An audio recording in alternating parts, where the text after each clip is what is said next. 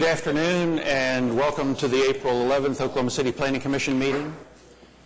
If you have cell phones, pagers, or other electrical devices, we would ask you to either turn those off or silence them at this time.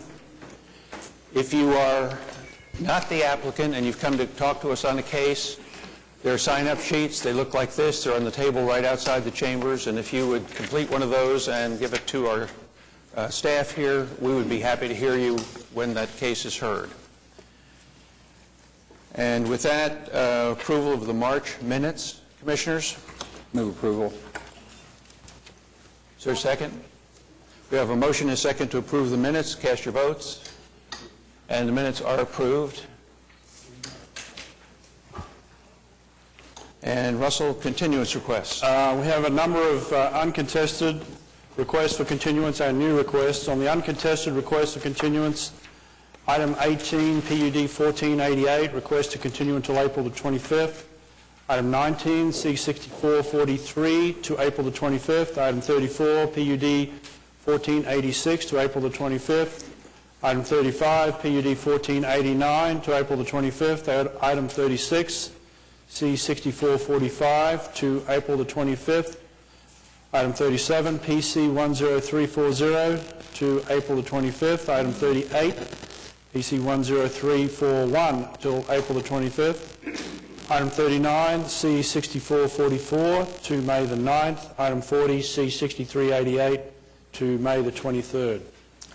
Is there anyone here today who came to talk to us about any of the items just read? Motion? Move the uncontested requests. Second. Okay, I have a motion and a second to approve the uncontested continuances. Cast your votes. And that's approved. On new requests, item 3, CE 847 to April the 25th. Item 13, C6426 to May the 23rd. Item 15, ABC 781 to May the 9th. Item 16, SPUD 710 to April the 25th. Item 20, PUD 1480 to April the 25th. Item 21, C6418 to April the 25th. Item 26, PUD 1490 to April the 25th. Item 27, PUD 1483 to May the 9th. And item 9, a late request for that to go till April the 25th. It's item 9. Now, we do have one person signed up for item 16, which was one of the items just read, Kelly Anderson. The request is that this item be continued to what date, Russell? Item 16, I'm sorry. 25th, April 25th. Be 2 weeks from now? Okay, thank you. Going to do more of the no other comments on it. I move the approval of the new continuances. Second. Okay, I have a motion and a second to continue the request for cases just listed. Cast your votes. That's approved. Are there any continuance requests from the public?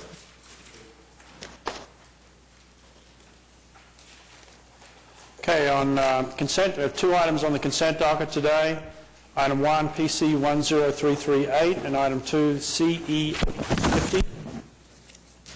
Is there anyone here to talk to us about items 1 or 2 on our agenda? Move approval of the consent docket. Second. Okay, we have a motion and a second to approve the consent docket. Cast your votes. And that's approved. Items requiring separate vote. Item 4 is SPUD 711, application by David Wanzer to rezone 1169 Northwest 56th Street and 1163 and 1165 Northwest 57th Street from R1 single family to SPUD 711, Ward 2. Commissioners, excuse me, David Wanzer with 308 Design. I am the developer for this project. This project follows a previous spud that we had done, spud 511 in Meadowbrook Acres, which essentially allowed for a denser development than current R1 zoning. Meadowbrook Acres is a small 2-block neighborhood surrounded by commercial development on 3 sides. We've been active in that neighborhood since 2008 with the neighborhood association. I live in the neighborhood in one of the previous developments that we did, and this is a new spud to take 3 parcels and again allow for extra density in a single-family style development. I have some handouts here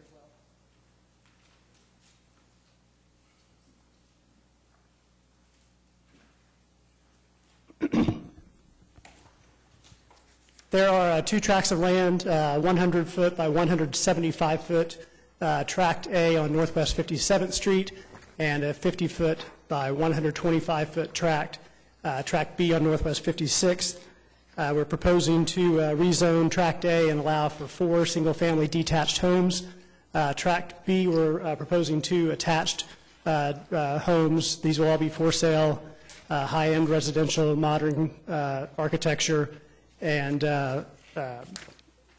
we had a neighborhood meeting last week that was well attended from the Neighborhood Association.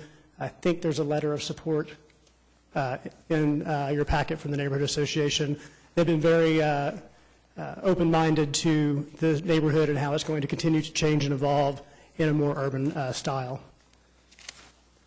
Commissioners, no one has signed up. I met with the neighborhood. Is there anybody from the neighborhood here today? I'm kind of surprised not.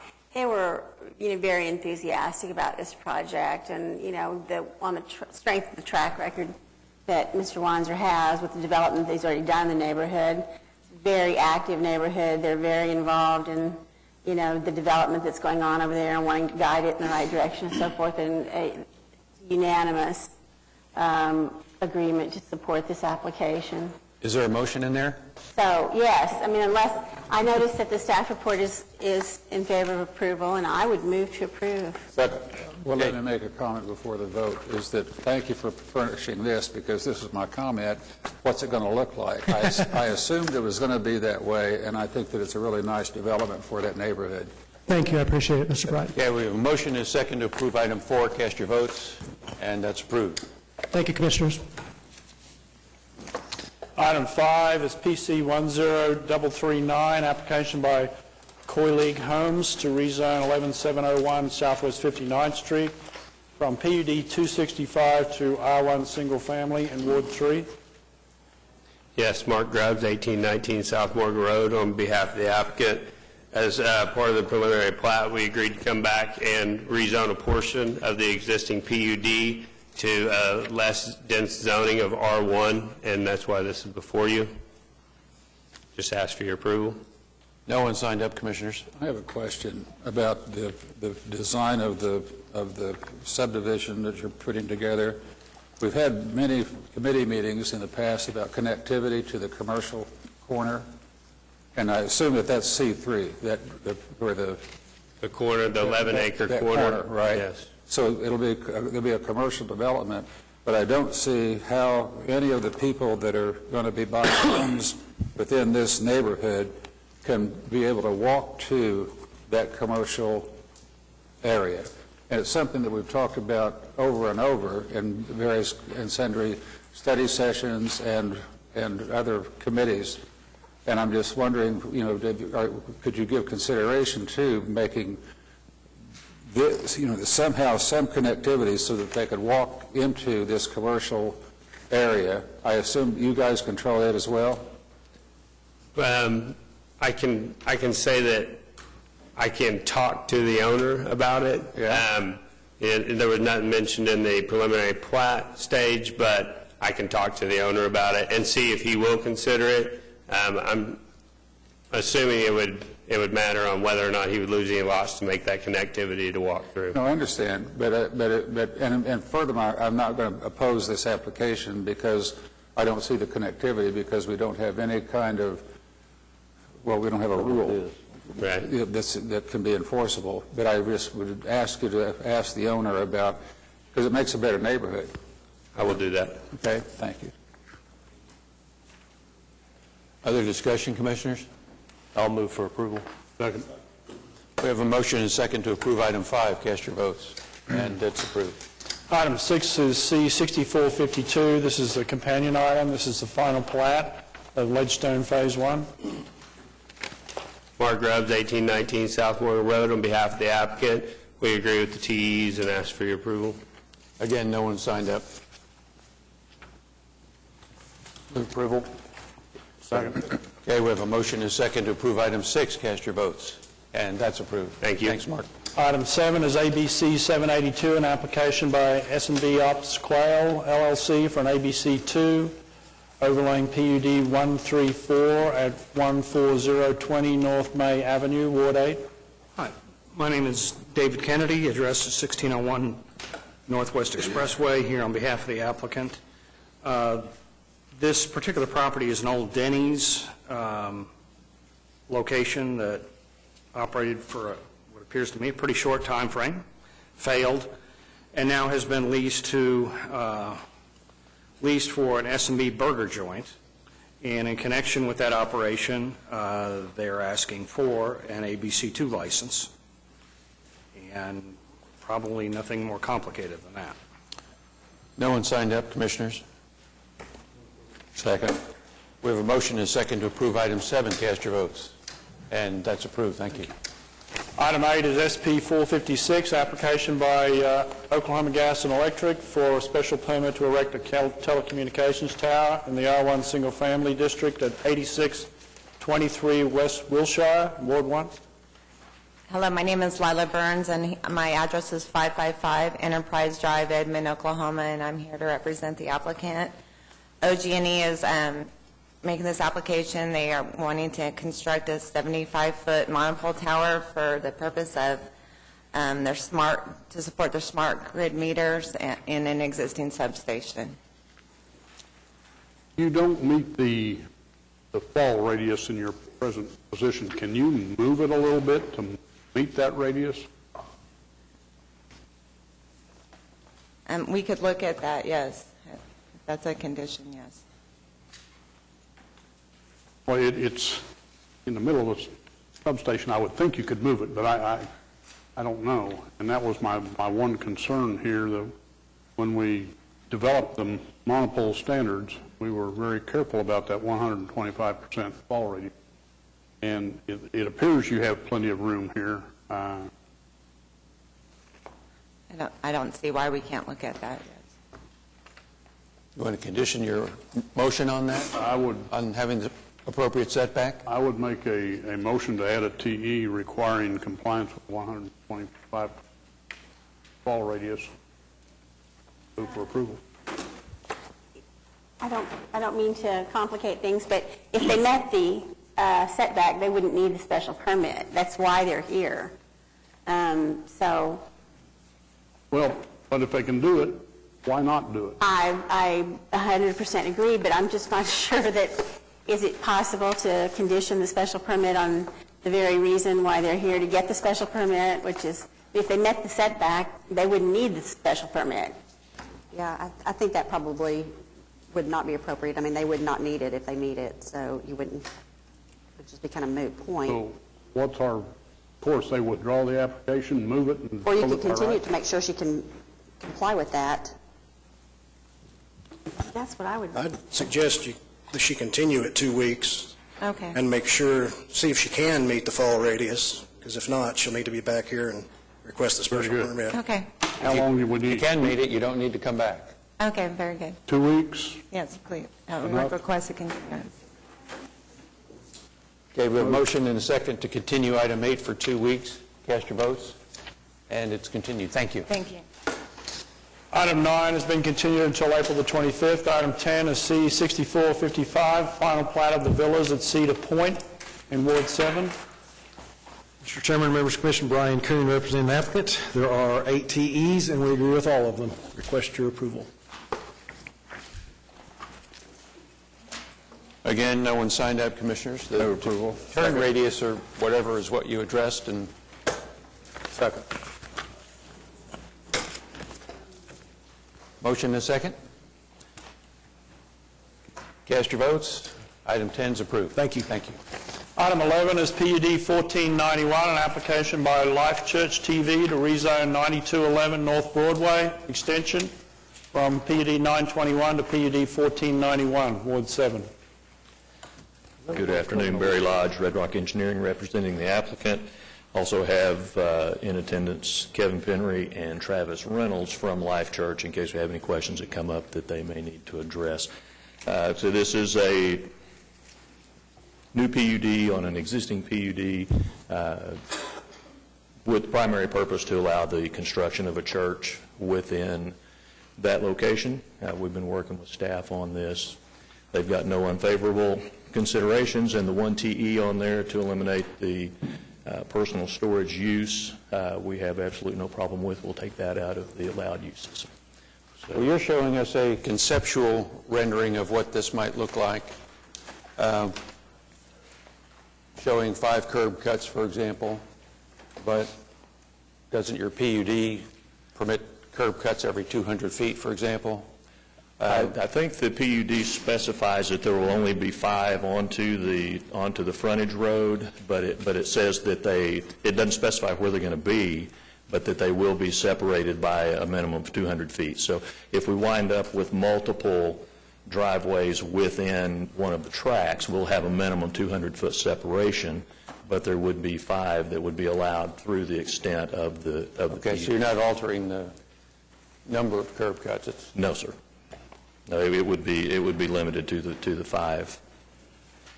My other comment is, again, looking at the conceptual rendering. If I'm driving along, I'm going to be looking at a sea of parking. And we'd like to see that addressed and limited.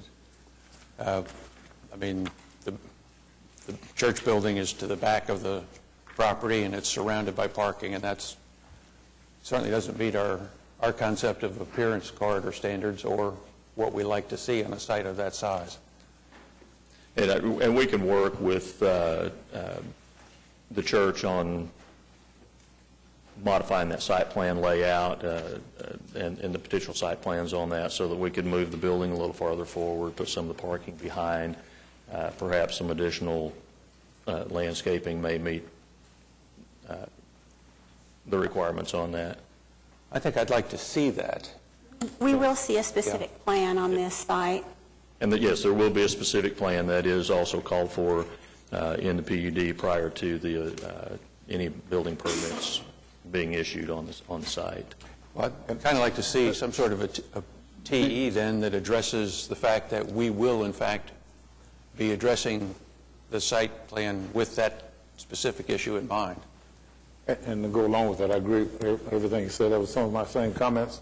But I'd also, in the conceptual plan, it seemed to be missing, I can't really detect the buffer between the commercial zoning and the existing residence.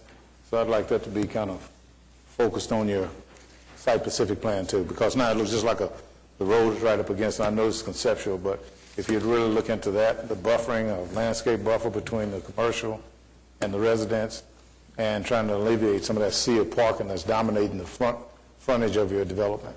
And I believe the PUD does call for a buffer around the entire perimeter of the development that can be landscaped. I believe it calls for a 10-foot buffer.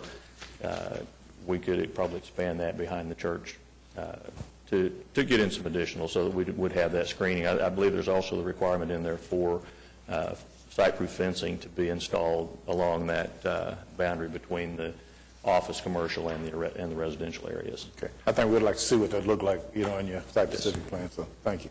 And I do think Oh, that you need to give some thought to the topography of the land. I mean, it's very uneven, and so, a 6-foot fence in one place is not going to really provide any screening. So as you're looking at that and designing your buffering in terms of both landscaping and site-proof fencing or wall or whatever you end up going with, I think you're going to have to give some real thought to the topography there. Mm-hmm. My comment has to do with the signage. I know you're complying with the design guidelines for the appearance corridors about the height of the signs. That's what the guidelines say. And you're saying that that's what we're going to comply with. But how many are you going to have? It would be in accordance with that. The formula? With the formula. I'm not smart enough to figure out the formula or how many feet you have, for this many signs. But I'd like to know that too. To just what you really anticipate where you're going to put the signage and how these are What going to size be they'll be. positioned along there, because it is an important appearance corridor, just as Yes. the comments that we're seeing around here, I'm with the chairman. I'd like to see some of this, or do conditional approval. I don't know what the procedure would be, but Nick, you have something? Well, along the lines of what Bob is saying, I see the design guidelines for the appearance corridor. Then we say in section 10.1, we're going to have signs. Back here, the design corridor allows 200 square feet. Talks about minimum grade, but the underlying part of signage says it will be within the zoning district. Well, the entire frontage of this being zoned C3. So good point. if we conform with C3, even though it is according to the appearance corridor standards, we still can have a mini May Avenue. I think they could do better, and you could tell us what you want, and it would make me feel a lot more comfortable than saying, yeah, we'll conform with design standards, and, I can see 200 square foot signs sticking up in the air pretty high when we get to a change in grade and things like that. I'm not comfortable with signage description in here because I can't understand it. I don't know what you're being restricted to. Barry, would you be willing to take either a 2 or 4 week continuance, come back and respond to some of the questions we're asking you today? Because I think we'd be more comfortable with this if you were willing to do that. Yeah, I think we can do that. If we could continue for 2 weeks, that would give us time to address those signs, which seems like the major issue is going to be the sign, and then we can look at redrawing that, the sign. Parking is well, another, and the parking issue. parking is another major issue. And with the parking, and we'll address the buffering on that as well. Okay. Move that the application be continued for 2 weeks. Okay, we have a motion and a second to approve continue item 11 for 2 weeks to the 25th of April. Cast your votes. Thank you, Barry. Item 12 is SPUD 702, an application by FaithWorks of the Inner City to rezone 735 Southeast 15th Street from multiple districts to SPUD 702 in Ward 7. Good afternoon. I'm Sally Goen, Executive Director of FaithWorks of the Inner City. We serve families and children in the Scheidler-Wheeler community. We were seeking rezoning from residential to commercial for a property to open a thrift store, which would help the economy in our community, as well as provide jobs and provide services to the people who live there. No one signed up, Commissioners? Would you agree to an 8-foot monument sign instead of a 10? Excuse me, I'm sorry? The signage that you have that's been approved, or that the district approved, provides for a 10-foot monument sign, and generally what we've been dealing with is an 8-foot monument sign. Would you agree to that? Sure. Okay. With that modification, I move approval of the application. Second. Okay, we have a motion to approve item 12, modifying the sign height to 8 feet. Cast your votes. And you're approved. Thank you. Thank you. Item 13 has been continued. Item 14 is C6407, a preliminary plat of Braxton in Ward 3. Good afternoon. Kendall Dillon with Crafton Toll, representing the applicant. And this is an application that we've had quite a bit of discussion about recently, and this particular application was continued in order for the companion rezoning application to go to council, which it has done, and it is currently approved by council. So again, preliminary plat, it has 209 lots. Lots range from 8,000, 12,000 square feet, 2.7 dwelling units per acre. We're not asking for any variance, so we're in complete conformance with the current zoning. So we're in agreement with all the TEs and would ask for your approval. No one signed up. Move for approval. Second.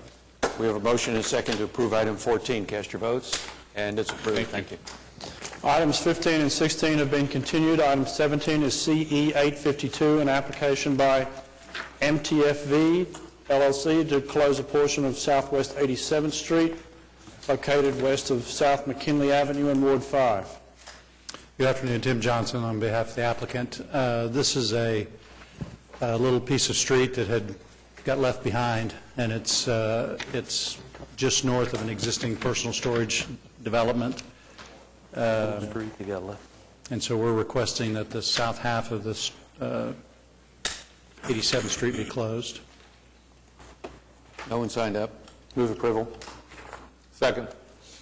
A motion is second to approve item 17. Cast your votes. It's approved. Thank you. Thank you. Items 18, 19, 20, and 21 have been continued. Item 22 is C6457. This is the final plat of Avogné in Ward 4.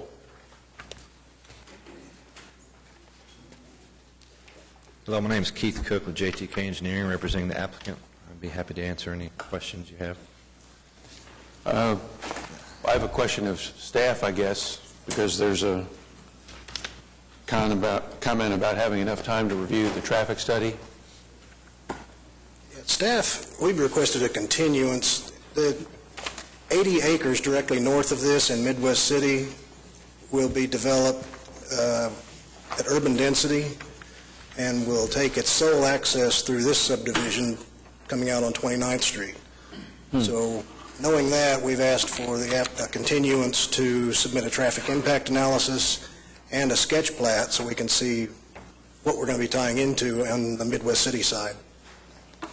Mr. Chairman, I've got a preliminary drawing of the plat that's offered to the north, and I've had some discussion with Ms. Massey along the traffic lines, and she indicated that she would be comfortable, if you will, with a divided entrance, and this drawing or rendering shows that the entrance will be divided all the way up to the first tier of lots. And I don't know whether the city has seen this or not, but I've had conversation with the applicant, and he's comfortable with continuing this for 2 weeks. And I know y'all haven't seen a picture of this. I don't think the staff has even seen a picture of it. It's kind of a unique situation because part of the property is in Midwest City, part of the property is in Oklahoma City. And it's going to be our road, apparently, that the traffic's going to utilize. The proposed egress and ingress will be off of 29th Street in Oklahoma City. Yeah. This is a railroad easement that, in discussions with Midwest City says the easement is right down the middle of the road easement. Oklahoma City says it's to the north side. Who knows? But anyway, the builder is comfortable with, or the applicant is comfortable with a continuance on it. What I thought we would do is just kind of, discuss this thing so kind of he would know where he was at, but I really don't know that we can do that without looking at this rendering, because there's 60 lots that's going to be dumping out on 29th Street at that particular point. JJ, is 2 weeks long enough for that review? Yeah, if you've got some more of those, go ahead and hand them out, yeah. Jim, you have comments about the water supply and fire suppression that they want a variance on? That's another deal. Well, it's all the more reason to perhaps let's... Well, actually, Oklahoma City, we do not have any water or sewer out that way. Midwest City does. And I'm pretty sure, you may know, pretty sure that Midwest City is willing to serve those 2 lots at the front in Oklahoma City, right? I'm not sure about that. We haven't discussed the Oklahoma City side of it. Joel, did Discuss that, Joel? that been discussed, Joel? Would they Why don't you come on up? I'm sorry, I haven't discussed anything with Midwest City on that side of it. don't see why they wouldn't, but I don't know. The water can be brought up. Excuse me, give us your name and address for the record, please. So Joel Bryant, 1600 Oakwood East, Midwest City. Thank you. The Midwest City water can be brought up to the current Midwest City boundary, which would basically be adjacent to those two home sites that would be the 2 5-acre tracts that face Kental. So the question is, would they let you tap into it, or do you know? In an emergency situation, it would be hard to believe they wouldn't. So you're going to, as far as utilities go, water and sewer, water would be a private well, and sewer would be a septic system on these two lots? Correct. JJ, still my question, is 2 weeks enough time or not? Well, initially, we requested May 9th because if we ask for a traffic impact analysis to give them time to submit that and for staff to review it. We could go 2 weeks, look at, since we hadn't seen anything on this site, look at the site and see if it's going to warrant a traffic impact analysis. If it does, we'd be requesting another continuance in 2 weeks. Do we talk to Midwest City on this? We've not heard from Midwest City. Seems like we should talk to the city over there as well. Why don't we go ahead and go with 2 weeks? Is that willing, are you willing to do that, Joel? Go with 2 weeks, and if for some reason we can't get it done, extend it for another 2 weeks then? Well, the analysis is going to turn on whether, at least in part, on whether it's determined that he needs a traffic study. If he needs a traffic study, he's going to have it done. That's right. Then submit it, and it'll have to be reviewed. So you're probably at the end of May or into June. It's an odd situation, but... Yeah. Well, and there's some other things going on with that strip of land also. So, but I think 2 weeks would be okay unless we do have to have a traffic study. So if we can go 2 weeks and determine that. Okay, all right. Is that okay with you? It was my understanding that the two issues that would necessitate a continuance would be the traffic study and a plat to look at for the Midwest City side. We provided that, and then it's under my understanding that Terry was going to be okay with using the boulevard entrance to service that entrance. That doesn't answer the traffic study question, though. Okay. I mean, traffic study has to do with volume and not simply what the entrance to the neighborhood might be. It was my understanding those were tied together, but that's fine. That was my understanding with her also, but, I don't know whether she's even seen this or not, so to know where that would work. It's not going to go anywhere today with 60 lots trying to access onto 29th Street. Nick? I don't think we're going to resolve anything today. I think the question is it a 2-week or a 4-week continuance? I think Jim was suggesting 2's probably enough. Let's try 2 and it's fine with me. 2 if we need to. That's fine. Is that fine with you? Sure. Okay. So moved. Second. Okay, we have a motion and a second to continue item 22 to the 25th of April. Cast your votes. And that's approved. Item 23 is SPUD 707, an application by Sabina Nieto to rezone 1324 Southwest 44th Street from R1 Single Family to SPUD 707 in Ward 6.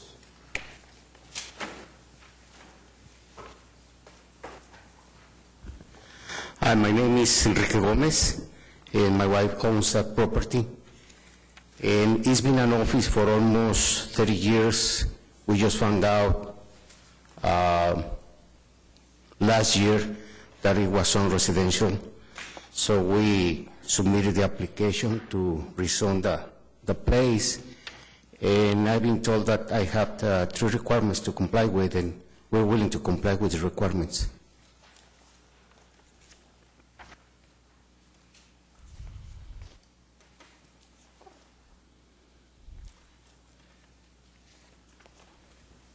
What do we do about the ingress and egress that's right at the intersection.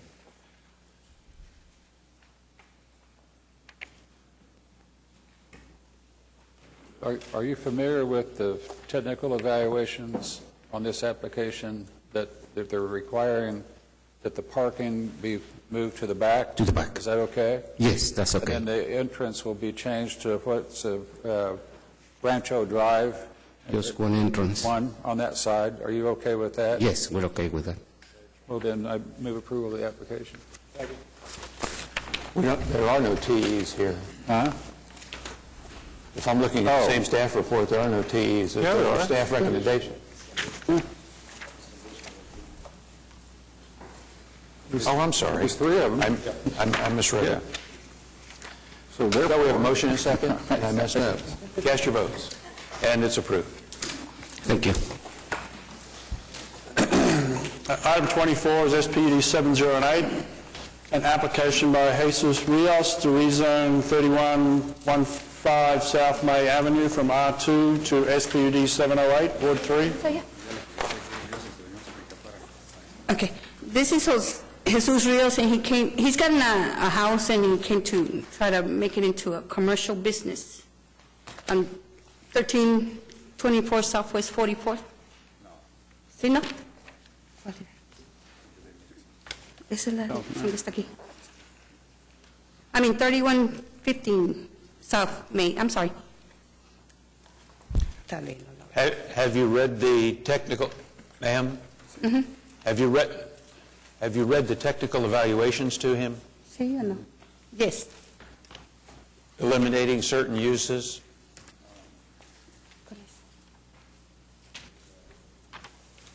¿No lo tiene?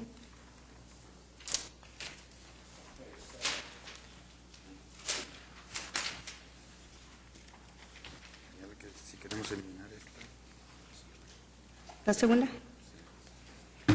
Yes, he wants to eliminate the eating the stuff, the fast food with a drive-through out for the window. ¿En cuál?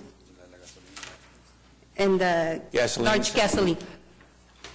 Well, how about small And gasoline? the payday- pawn shop. Excuse me?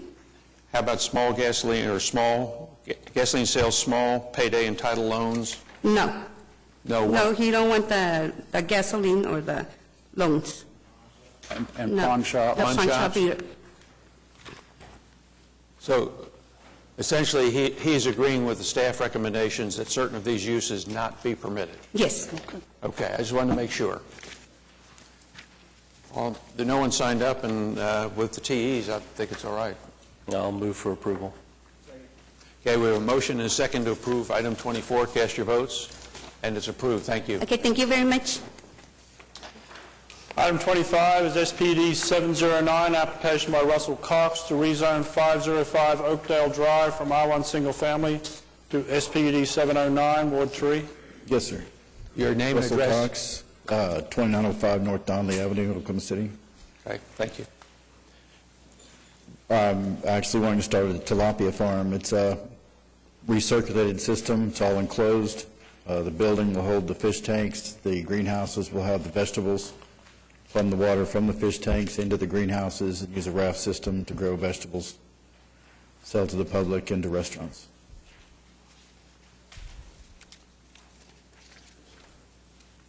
It's kind of fishy, isn't it? I have a friend who's doing this in her living room for personal use, and it's really kind of a cool idea. Yeah, it's a sort of a mutually reciprocal.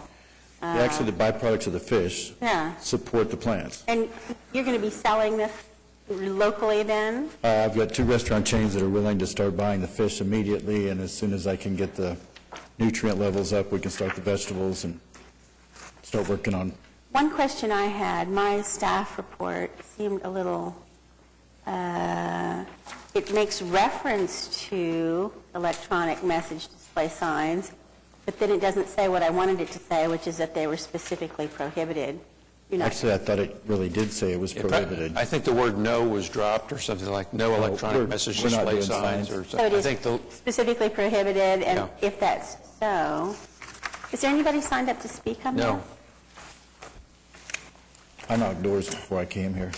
Is the whole operation, is it going to be inside a building as part of the fishery? Within- Is it going to be outside? or- No, it's actually, the tanks are approximately 24 foot long, 6 foot wide, 4 foot deep. And then there's a separate building that has some 8-foot round tanks for the nursery and the breeders. But the larger tanks are to grow out the fish. It takes 7 months to cycle a tank from fingerlings to plate-sized tilapia. And it's just a continually non-stop growing. So they're all in a controlled environment? Absolutely, yes, sir. And we use groundwater.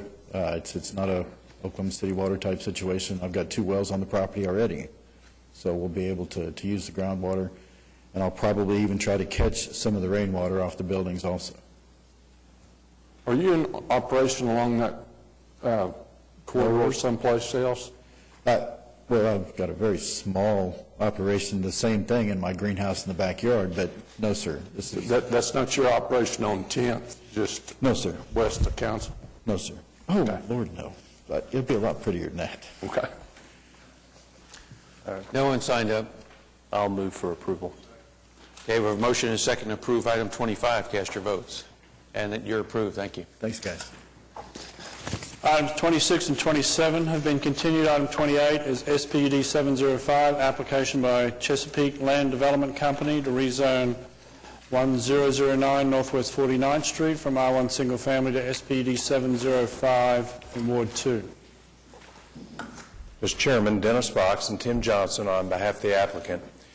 This is an application, and if you recall, we have had several continuances in front of the Planning Commission, but that was necessitated because we had several meetings both with Ms. Powers and the Councilman Shadid from this district.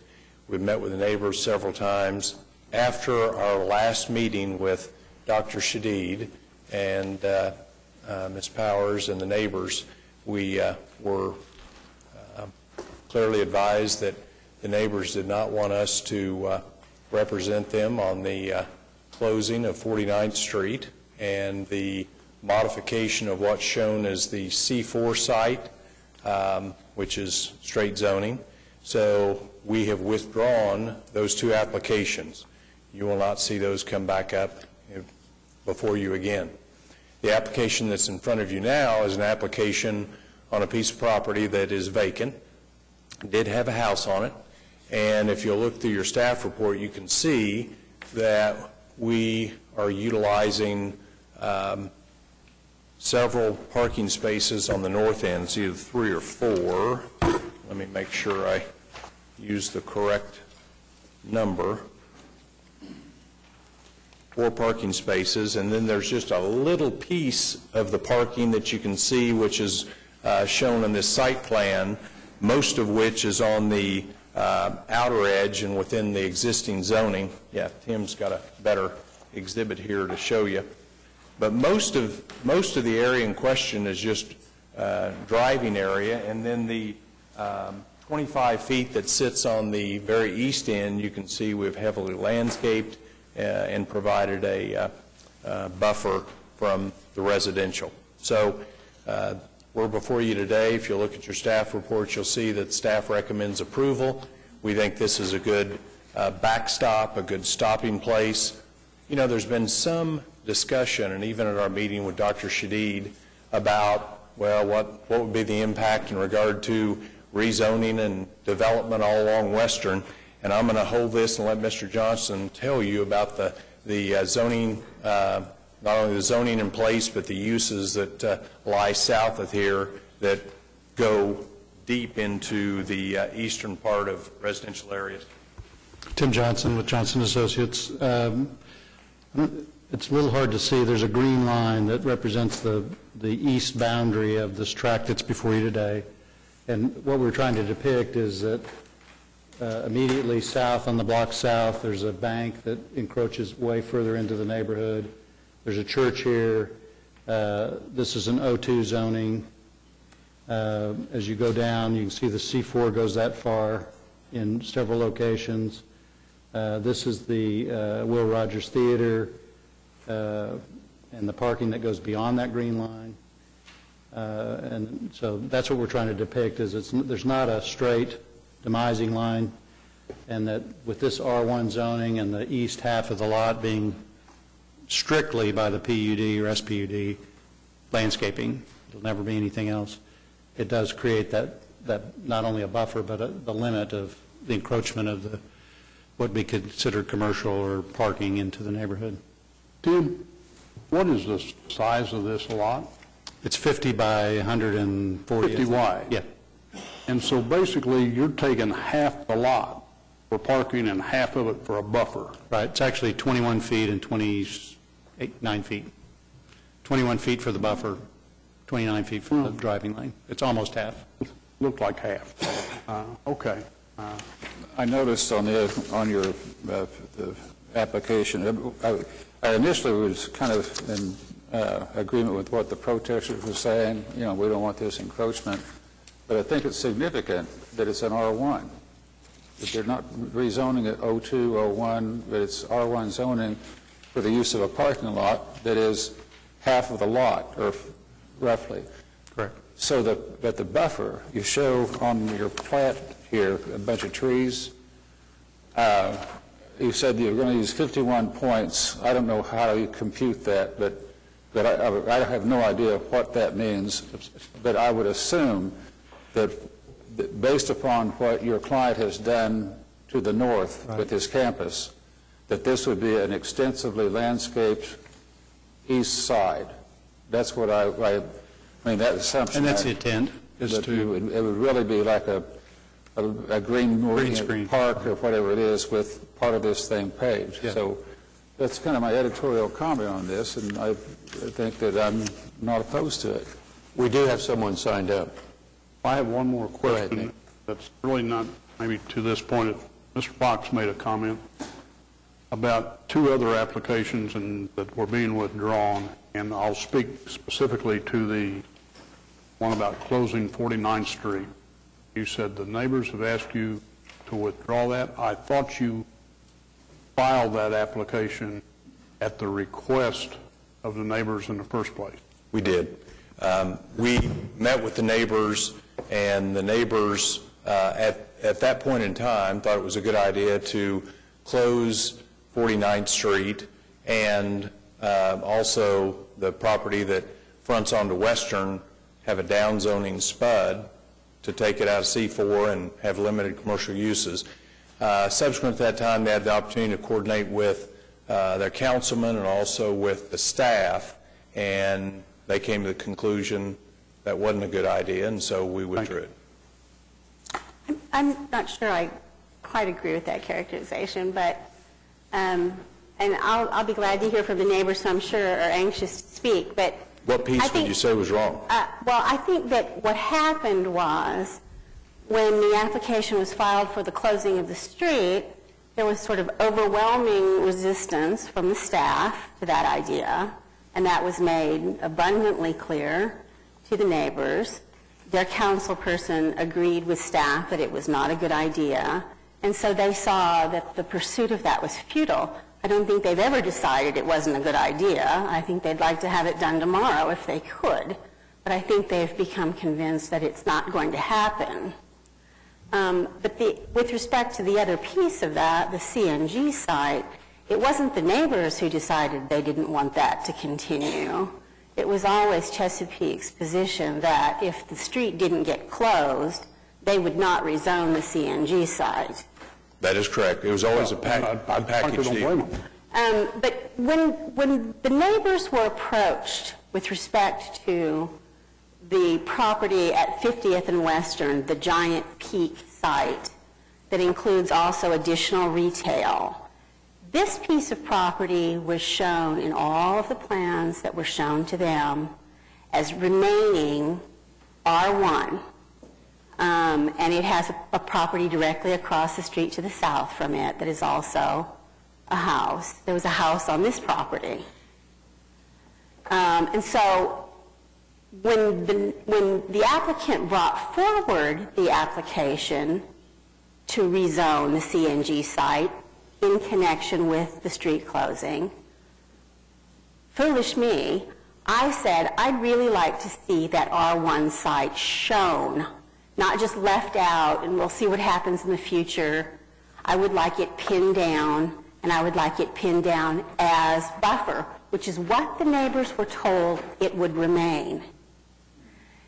In exchange for those assurances and others, they supported the rezoning. They actually not only acquiesced, but appeared here and supported the rezoning of the Peak Station on the corner. Now, not only is the street not going to get closed, not only is the CNG site not going to be rezoned, but this property that had been represented to them as remaining R1 is going to become parking if this application is approved. Instead of doing what I had asked, which was to show it as R1, which is what they were saying it would be, they took half of it for parking. And I'm not blaming them. They're in that business. I get it. But it is adamantly opposed to what the neighbors were told in exchange for their agreement to support the 50th and Western Peak site application. And in my view, it is not good zoning. And I'm adamantly opposed to this application. I don't think we need to be rewarding people for purchasing property and tearing down homes to build parking, especially in an area like this, especially when they haven't even completed, haven't even begun the development that it supposedly needed to support. I don't think this is a good idea. The bank is not a good example. I'm pretty sure that most of you were here when we approved that. There was a lot of discussion about how far it encroached into the neighborhood. We required of them an extraordinary green space and buffer, and we made very specific, pointed comments at the time that it would not provide any kind of precedent for encroachment to the east. It was not a line that we would want to see established. So, as I say, I'm sure the neighbors would want to be heard, but I cannot support this application, and I'm ready to move for denial. Tim, as I understand the layout, there will be a curb cut on 49th Street directly across the street from the house to the south. Is that right? No, that's not correct. Am I turned around? The drawing you're looking at may show an existing driveway that was there. The only driveway that will be permitted is one that's already approved in PUD 662. Where is that? It is across the street from where the existing CNG drive is on the 49th Street. So it'd be off of this PUD that you have before you today. I see, and it also shows, if I understand it, the traffic will be directed out to Western, if I'm looking at the drawing correctly? This is part SPUD 662. Okay. This is the only drive that's permitted, and this drawing just illustrates the diverter that would be built in such a way that, not like the one across the street, that allows you to do whatever, but the intent here is to direct them onto Western. Okay. And out of the neighborhood. All right. Let's hear from Martha Jett, who has signed up and is patiently waiting to talk. May I respond? Just want to make sure the record's clear. There's not a house on the north side. You know it's gone. Yeah, it's gone. Maybe I misunderstood. Yeah, I may have misunderstood you. Was there? And in our initial application, as part of the agreement with the neighborhood, when we agreed to file the closing of 49th Street, and we did file the downzoning of the CNG site that's shown up there, we did include these two wings, this 50-foot lot to the north and the 50-foot lot to the south that's abutting the existing C4, and included that in the zoning. And Ms. Powers' comment is accurate with regard to the original application only included half of those lots, just the sliver we needed to complete the parking, just exactly what we're doing today. And then after the discussion with the neighborhood, we came back and amended the application to show the whole 50-foot lot in both situations, but still kept the application the same. It's no different today than what we intended originally on this tract, and that is just the 4-foot extension to allow the parking space. That is true in terms of their intent, but the neighbors never agreed that part of this lot should be taken for parking. That is what they came back with when they came back with the rezoning, but that was not what the neighbors had agreed to. Okay. Now, Ms. Jett. Thank you. And if you give us your name and address and pull the microphone down to you. Because I'm short. Thank you. Martha Jett, 4914 North Harvey Parkway. I am the president of Douglas Sedgmere Neighborhood Association. I moved into the neighborhood in 1995, a month after the Oklahoma City bombing. It took me 6 months to find a home in this neighborhood. I lived far out northwest Oklahoma City. This is where I wanted to live, this in Douglas Sedgmere. I could have lived anywhere in Oklahoma City. This is where I wanted to live. This was my destination point. And I was so excited when I finally, not because I'm picky, because other people wanted in there too. When I got my home, I was very excited, and this is where I've intended to stay, and I have stayed. We have a core, in the core of our neighborhood, we have a park. It's very active. From a 2007 bond issue, we now have sidewalks in that park. It's just amazing how active this neighborhood is. There's almost 700 homes. So we're more like a community than just some random housing addition. 49th Street is a really good example of what the neighborhood looks like. It's well-built brick homes, maintained yards. These people live there for a reason, because that's where they want to be. It's where they have been, where they'd like to stay. On this previous 662, this barrier landscaping buffer was included in that. I want you to understand this is not something new because of this, but it was already there. We agreed to that. Chesapeake has a good reputation for maintaining their property. So what they're asking you to do today is move that barrier to accommodate them again. Just south of this commercial building, there is the CNG station, and they have told us several times when they develop this property, it will be useless to them. They will have no more use for it, and they're going to dismantle it, take it out. And we would say, gosh, they already own that property. What a great place for them to have parking, not only for employees of this commercial building, but for the patrons as well. And that protects the house that's still standing on the south side of the street, and it keeps the barrier where it was originally agreed to be. And I'm here today to ask you to deny this application and keep the barrier not in the neighborhood farther, but right where it was agreed to be. Ma'am? Thank you.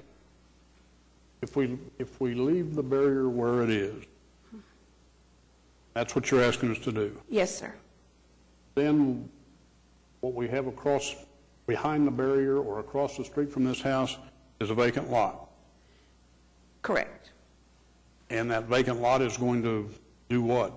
Or be what? I don't know. They own it. I'm assuming they will maintain it. It's a piece. Well, I'm guessing it's just going to be looking at a vacant lot with a site-proof barrier buffering that vacant lot from SPUD 662.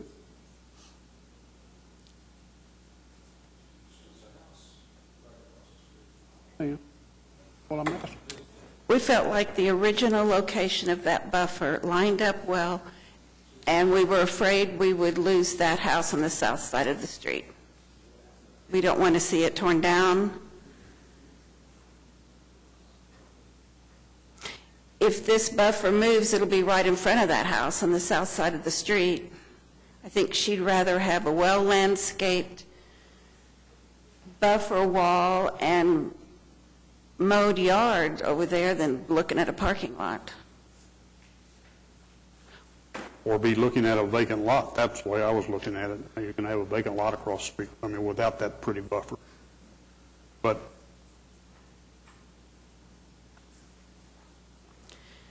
the buffer will be there because the buffer was part of the approval for SPD 662. I was just looking at it from the perspective of the house across the street to the south.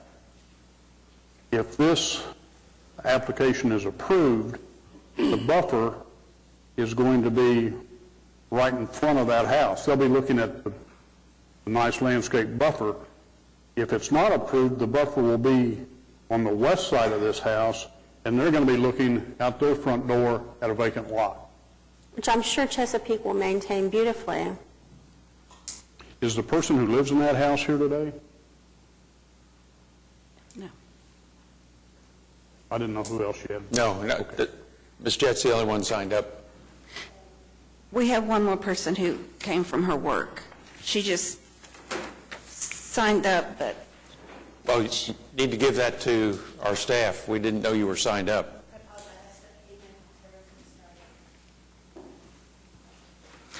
we feel like having that vacant lot landscaped and maintained is better than looking at a parking lot and better than rezoning a residential lot to a commercial to come in farther into our community, our homes. Looking at the vacant lot is not any different than looking at a house with a big side yard across the street. I mean, I understand. So, I mean, This is a vacant lot. Right. It's not irrigated. I'm sure will be mowed and maintained, but it's not going to be the most sightly thing in the world. But it's only vacant because Chesapeake tore down the house that was on it. Yeah, it's only, correct. You could say that about any property owner that bought a piece of property and tore down a house, so. Well, I understand, but today we're sitting here with an application, and there's not a house there, it's a vacant lot. Can't put the house back. And I'm saying I don't think we ought to reward that behavior. We are asking it be denied for a lot of those reasons. We're just trying to protect ourselves. Thank you. Ms. Zahn Pitzer. If you'd give us your name and address, and if you have something different than what Ms. Jett had to share with us. Yes, sir. Good afternoon, Commissioners. My name is Rebecca Zahn Pitzer. I live at 917 Northwest 49th Street. I'm actually one of the 5 houses that are directly connected to SPED 662, right in that area. I want to briefly, and I know you already have this, and I know you don't want to hear a repeat of other things that have been said today, want to reference a letter that you received by Joellen and Henry Aaron. Just want to read 2 sentences, and I promise I will move forward. We ask your support to deny Chesapeake's application with SPED 705, as well as requesting a moratorium on any rezoning or the issuance of demolition permits of R1 properties along the western corridor. I wanted to make sure I said that exactly right. I wanted to also verify that this letter is a very accurate description of the communications that we've had with Chesapeake over the last year over SPED 662 and the future the Chesapeake property in this area. From the very beginning, the R1 properties that Chesapeake owns were to remain residential. There was never a discussion of them moving, not until the 49th, where the current CNG station is located. Was there any discussion of them being turned into parking lots? Also wanted to mention, use Mr. and Mrs. Aaron as another example. They moved into this neighborhood 2 years before I was born. So they've been there 45 years. This is not a neighborhood where people move in for a few years and then transition to something else. I bought my first home. The home I live in now is my very first home when I bought when I was 39 years old. I didn't move there. I didn't build. I did not buy there to stay a few years and move on. I plan to raise my family there, my 14-month-old that I have now, and the 13-year-old stepson that I have now. I wanted them to trust that they can actually play in the front yard. And that's speaking on the other properties, but still, residential needs to stay residential. City of Oklahoma City can look at their own housing analysis reports, their community development block grant reports, and see how vital the need is to keep our housing, current housing, in Oklahoma City. Any house that is demolished, granted this is a vacant lot right now, but is exactly why, because of what Ms. Power said, Chesapeake bought it and got the demolition permit and demolished it before anybody could say anything and stop them. the housing across the street. This is going to set precedents for demolishing that property so they can use that. I know it's not the issue right now, but this will set precedents for that to happen. If this property is used as business, it's going to set precedents of where does that stop. This residential property needs to stay residential.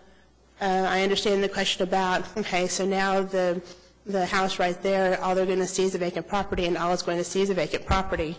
If you read the papers, Chesapeake is selling a lot of their property. We'd be more than happy for them to sell this property and get a house built back up there again. Basically wanted to validate with what the letter you received from Mr. and Mrs. Aaron, the fact that the neighborhood does not want to see this go commercial. The neighbors have been fighting for over 20 years to keep as much residential property. We've had to fight churches, we've had to fight other commercial properties to keep our residential property residential. And we ask that you do the same thing here and deny 705 and keep this property residential. Thank you. Thank you. Briefly respond. I think if we take out the emotion of this and we look at it just from a zoning standpoint, number one, I think it's something that is advantageous to this neighborhood. Number one, we're going to take out any curb cuts on the 50 feet. And as indicated, we're going to take our curb cuts off of SPUD 662. We're going to have 21 feet of nothing but landscaped tree area that will provide a perfect buffer, and therefore it's not going to be a vacant lot that people have to wonder what can and will be developed in the future. And of course, if it remains a vacant lot, it will be entitled to the curb cut that's there, and I just think this is a better buffer use. Ms. Powers talked about the buffer in SPUD 662. It was 5 feet. So what we're talking about here is providing a substantial buffer that we think fits in and protects the neighborhood and takes care of uses along Western. So we'd ask for your support and ask you to agree with the staff when they recommend approval. Did I hear you correctly, Dennis? The buffer on PUD 662 is 5 feet? It's not the same buffer? We're not just moving the buffer west? No. Or east, I'm sorry? Correct. Dennis, why is this more advantageous to the neighborhood than to have had the house remain? I realize it's gone. But, I mean, you're saying it's more advantageous now because the house is gone? Well, that's kind of what I hear. Okay. But what you're also hearing is that then you have a vacant lot that has curb cut and access on 49th Street. We're going to close that up, and we're going to provide the backstop, which is 21 feet of landscape buffer area, and everything will roll through SPUD 662 with a diverter that is on the west side of this lot. That's the advantage. But the only thing, the curb cut that remains with the vacant lot could serve as another home if one's built there. Or other uses in the future if they were developed. Hey, Dennis. Yes. So you do have a drive, kind of on the west part of this becomes a drive. Not on this zoning application. We've taken that out. Okay. What Mr. Johnson was showing was a drive that exists today. If I can get this right side up. Okay. This drive right here will be taken out. Okay. But you are going to have vehicles accessing those parking spots around on the east side of the parking, right? Actual parking spaces. Right. With a diverter that makes them go back to Western. Okay. So the traffic flow will be like this. And the only spaces that even really roll into the lot itself are these. There's only a few feet of these parking spaces. But the cars have to come around that east side of those spaces to get into them, right? Here? Yeah. On the east side of that, east of those. Right on the west side of your landscaping there. Yeah, that is right. Okay, how far is it from the edge of that drive to the house, to the next house? Do we have any idea? Tim would be able to tell us. It's 21 feet from this drive to the property line, and the house is 5 feet off the property line. So it'll be 26 feet to the edge of the house, okay. When Mr. Bach says that the landscape, or that the buffer was going to be 5 feet on SPD 662, it's true that it was a narrower buffer, something I wasn't particularly happy with at the time. But, you know, an awful lot of the approval of SPD 662, especially at City Council, was very much done on a wink and a nod, and on the idea that Chesapeake does such a beautiful job of landscaping, and they do such a beautiful job of taking care of their landscaping. And it was supposed to be a substantial buffer, a wall. I mean, it was not just open space. So to come now and suggest that was nothing compared to what they're planning to do here, I think is really not quite right. And when we talk about wall, Ms. Powers, remember, the wall went east to west on the north side of the houses. The wall did not come north-south. That wall was only where there was existing houses between Spud, 662, and the residences. But it was I'm not sure that was my understanding. I believed that the wall came all the way to the street. No. And I think that was the neighborhood's understanding as well. No, that was their understanding. They didn't read the document, and we discussed that we were going to stop where the houses stopped with regard to the wall. We discussed that several times. But you have to remember, and this has nothing to do with the Planning Commission and nothing to do with you as a commissioner. This went to the council, and the councilman from this ward was adamantly opposed to this application, and yet it got approved. And it got approved because the zoning was reasonable. The same reason we would hope you'd recommend approval on this case. Thank you. Move for denial. Okay. Is there a second? Motion? Second. Okay. Janice's motion is for denial. There's a second. Cast your votes. It is denied. 5-3. Thank you.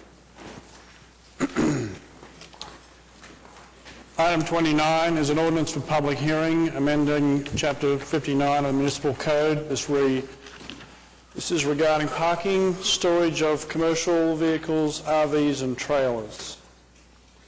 This was introduced a month ago. So this would be a motion for approval? Move for approval. Second. Okay, I have a motion and a second to approve item 29. Cast your votes. And that's approved. And Nick, you're not voting? Thank you. Item 30 is another ordinance for public hearing with additional miscellaneous revisions of Chapter 59 of the Code. Move approval. Second. We have a motion and a second to approve item 30. Cast your votes. And that's approved. Jim, you're not voting? Jim? Okay, thank you. Item 31 is an ordinance to be introduced for public hearing on September the 28th. And this is regarding the overlay on Lincoln Avenue. I'm going to ask for an indefinite continuance on this item. Need a motion? Yeah. Indefinite continuance. Good. We have a motion and a second to indefinitely continue item 31. Cast your votes. And that is continued. Item 32 is request to adopt an amendment to the OKC plan. This is establishing a new land use designation called Employment Reserve and amends the land use plan map accordingly. This would be a motion to adopt. Second.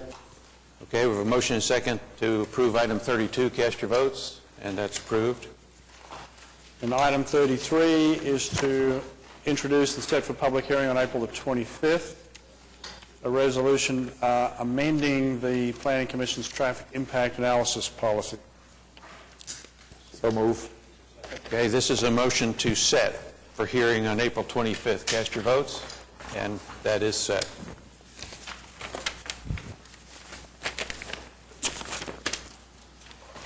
That concludes items for individual consideration. Planning Commission committees. Planning Commission members.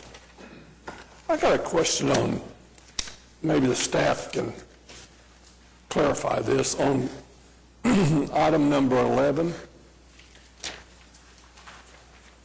I thought we denied the zoning of that last Planning Commission. Life Church? Hasn't been... On 11? Mm-hmm. It's a new application. No, that's part of a larger PUD that was approved a few years back along Broadway Extension. I'm sorry, 11, what? 13. 13, okay, let's try that. Timberline. Yeah, the Planning Commission recommended denial of the zoning application, and now it's going on to council. Okay, but why, if we denied the zoning, why does it come back for a preliminary plat? Well, they're continuing the preliminary plat to await the outcome of the zoning. If the zoning's approved, then they'll hear the plat at the Planning Commission. So if the council overrides our decision, in other words, okay, they'll be back with a preliminary plat. And then on item number 3, it was on a consent docket, and then it was asked to be continued. I think that was a notice issue that the applicant added in the south half of that street. Well, he did just have one half of it, and he brought back the whole thing. Okay. JJ, was the applicant aware of that before today? On item 3? Well, here's why I'm asking, because they were here. Yeah, he was aware. Okay, and that's Mr. Curtis? No, that was DW, Converse.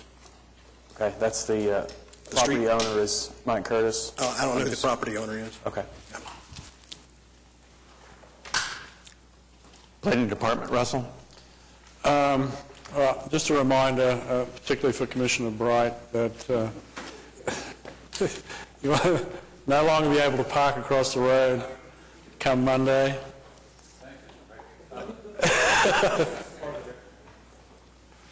So you'll have to walk a little further down to the Sheridan Walker parking garage for about the next 12 months. The Mayor's Development Roundtable, you want to remind them of that? Mayor's Development Roundtable, if you want to attend that, then I would encourage you to sign up for it, and the city will cover that cost for you. So that is free attendance. For those of you who missed the placemaking conference in Norman a few days ago, it was an extraordinary event. The speakers who were there were brought in from all around the country, and one gentleman brought from London, and they are the leading lights, and they're each in their different areas of interest, and it was a very well-attended conference, the largest of its kind ever, I think, and there was about 800 people. So you missed something really worthwhile if you didn't get there. Who sponsored that? It was OU's Institute of Quality Communities. Correct. But President Bourne was there to moderate a number of the different sessions, and he was very happy with the event. I didn't know I believe they are, I think they're going to have it streamed online so that you'll be able to access it if you want to look at that. There were a number of council people there, and the mayor, and a lot of city staff. Yeah, they actually had a quorum of council. Yeah. It was a fascinating thing. And sort of connected to that, probably are not even aware of this, but there is a process underway to modify or to explore the possibility of modifying the Western Avenue streetscape. and the Institute for Quality Communities, Blair Humphreys, are applying the techniques of placemaking to the Western Avenue corridor, probably from about 40th or 41st Street up to about 47th Street. And the day after the Placemaking Institute, we had a walkability seminar that was conducted by Blair and his staff, and some of the people from the Placemaking Symposium were there to speak on various issues with respect to modifications that could be made to the streetscape.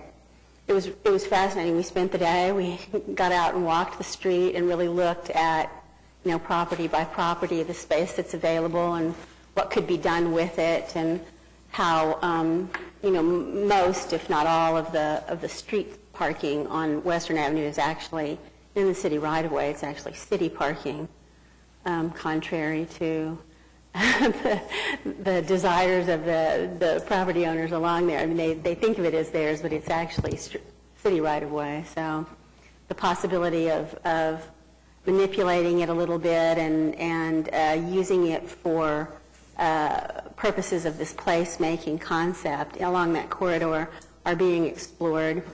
And the walkability survey was really quite interesting, and it was interesting to see some of the things that we had talked about the day before being brought to bear in a very real-life situation.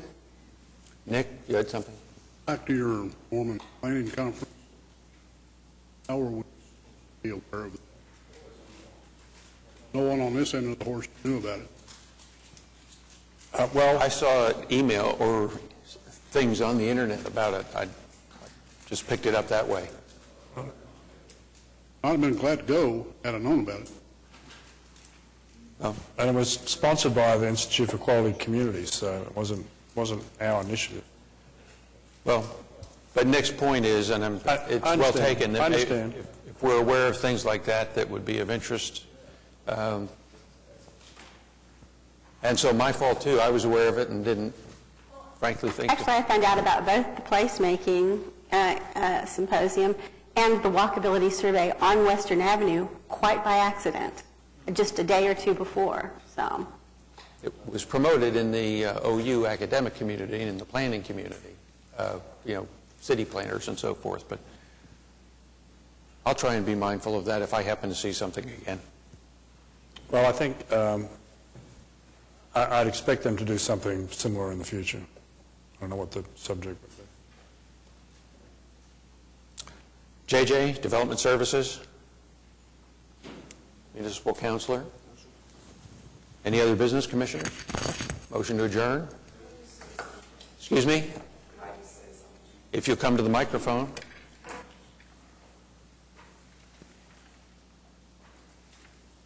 If you would give us your name and address. My name is Maureen Maude, M-A-U-D-E. People think it's not my last name.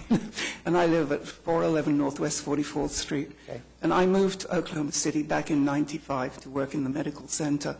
And I live in the neighborhood that you just saved. Thank you very much. I feel very strongly about it, and we've worked very hard to upgrade it. When I first moved here, this park was nothing. Now it's people come from all over the city to it. And we felt strongly about this. So all of those who voted for it, thank you. Your next stop is City Council, because this will go to City Council, and they have the ability to reverse our vote. We'll be there. Okay. Good luck. Thank you for being here. We have a motion to adjourn, and we're adjourned.